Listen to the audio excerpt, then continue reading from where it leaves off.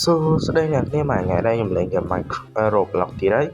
ហ្នឹងហើយអញ្ចឹងអេពីសូតហ្នឹងគឺថ្ងៃហ្នឹងគឺយើងមកលេង Roblox ពាក់មួយដែលមានឈ្មោះថាMr. Tycoon ហ្នឹងហើយនិយាយទៅគឺខ្ញុំអត់សូវចេះអានឈ្មោះវាទាំងអស់ហ្នឹងមែនទេសម្រាប់ពីខ្ញុំអត់សូវចេះអង់គ្លេសមែនទេអញ្ចឹងគឺខ្ញុំអត់ដឹងថាអានត្រូវអានខុសទេបើអានត្រូវគឺត្រូវហើយតែបើអានខុសគឺខុសហើយអញ្ចឹងគឺអាពាក់ហ្នឹងគឺខ្ញុំធ្លាប់លេងពីមុនអញ្ចឹងគឺខ្ញុំដឹងពីរបៀបលេងហើយអញ្ចឹងគឺយើងចូលមកគឺយើងរៀបចំហាងយើងសិនមកសារពីខ្ញុំកាឡូប្រូអញ្ចឹងខ្ញុំមិនចេះទៅស្អីគេធ្វើហាងអីអញបាក់មើលទេខ្ញុំធ្វើតែប៉ុណ្ណឹងហើយអញ្ចឹងគឺនៅស្ថាកន្លែងនេះគឺយើងឈូសចោលទៅយកផ្លូវយើងយក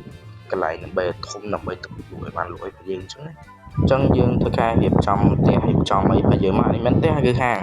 អញ្ចឹងគឺហ្នឹងឯងខ្ញុំជួលបុគ្គលិកមកសារពីខ្ញុំកាឡូប្រូអញ្ចឹងខ្ញុំអត់ចេះទៅស្អីឈោលលក់ឈោអីចឹងទេអញ្ចឹងគឺយើង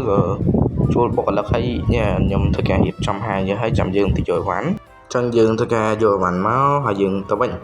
ហើយផ្លូវមកយកអីវ៉ាន់ខ្ញុំញ៉ែច្រើនហើយថាបើយើងជិះតែប៉ុណ្្នឹងគឺស្រួលមែនតើ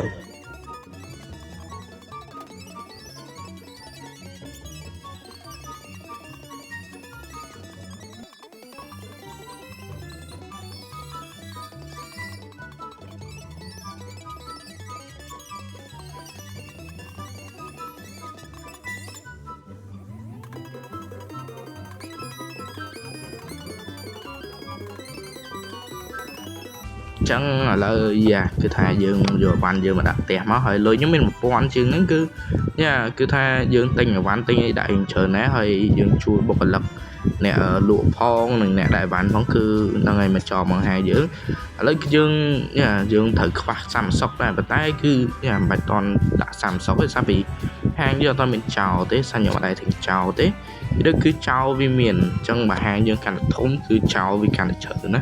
ហើយចោលហ្នឹងគឺវាលួចរបស់ហើយបើសិនជាយើងលេងដបងយើងគិតថាចោលហ្នឹងវាអត់លួចអីច្រើនទេវាលួចតើស្អីគេនំមកកញ្ចប់ពីកញ្ចប់អីមែនទេតែយើងលក់យូរទៅយើងលក់របស់កាន់តែថ្លៃចោលហ្នឹងវាលួចរបស់ថ្លៃហ្នឹងទៅធ្វើយើងខាតលុយដែរអញ្ចឹងគឺហ្នឹងហើយយើងត្រូវជួលប៉ូលីសយើងត្រូវចាប់ចោលដែរប៉ុន្តែសារពេលឥឡូវយើងតែចូលអញ្ចឹងប្រហែលជាអត់មានចោលទេអញ្ចឹងគឺអត់អីទេយើងធ្វើការមិនតន់ជួលប៉ូលីសទេប៉ុន្តែជួល30សុកជួលបុគ្គលិកគឺអស់លុយច្រើនអញ្ចឹងគឺយើងមិនតន់ជួលទេអញ្ចឹងគឺថាឥឡូវគឺលុយយើងមាន$64ហើយឥឡូវយើងឡើងដល់80-100ហីអញ្ចឹងយើងត្រូវការយកអីវ៉ាន់ឲ្យច្រើន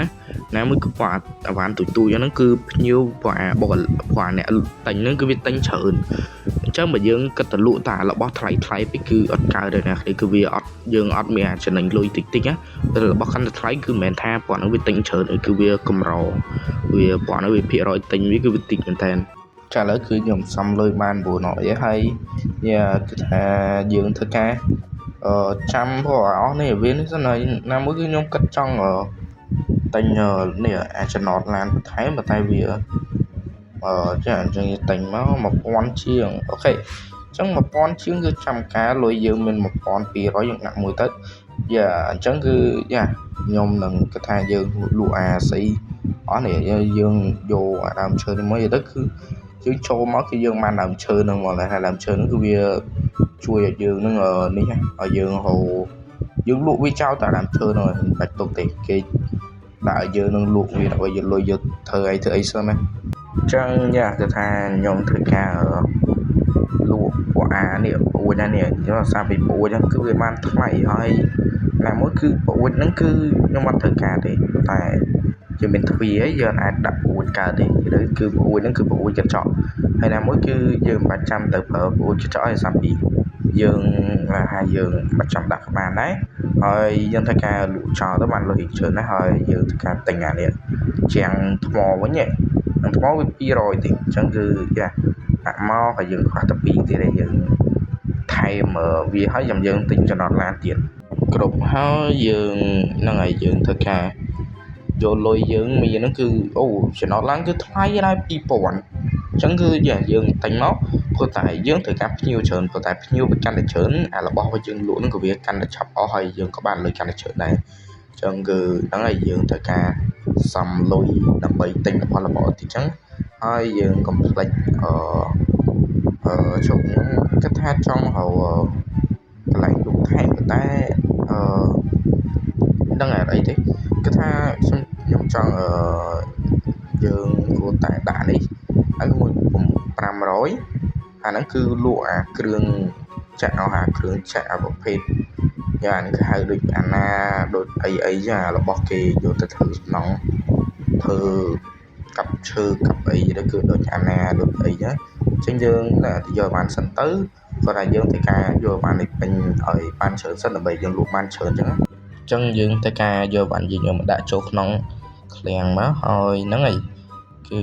យើងអូខេអញ្ចឹងក៏ឥឡូវហាងយើងគឺមានចោលអូខេអញ្ចឹងឥឡូវគឺថាហាងយើងគឺចាប់ផ្ដើមមានចោលហើយព្រោះអាហ្នឹងគឺឲ្យតែយើងអាចចុចពីលើវាបានគឺថាចោលហើយអញ្ចឹងគឺ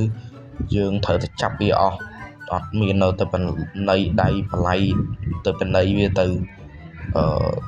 ទៅលើកលែងវាសម្រាប់ហ្នឹងវាលួចចេះកាត់មកអញ្ចឹងគឺយើងត្រូវតែចាប់វាអញ្ចឹងយើងជួលកាតមួយមកហើយអ្នកការពារហ្នឹងលើ30ឲ្យវាចាប់ចោលព្រោះតែយើងទៅពេលដែលយើងទៅដឹកកន្លងបាត់ទៅគឺយើងអាចមើលចាប់ចោលកើតទេអញ្ចឹងគឺយើងត្រូវតែជួលបុគ្គលិកអីចឹងគឺវីដេអូខ្ញុំមានតែប៉ុណ្្នឹងដែរហើយជួយ like subscribe ផងបាយ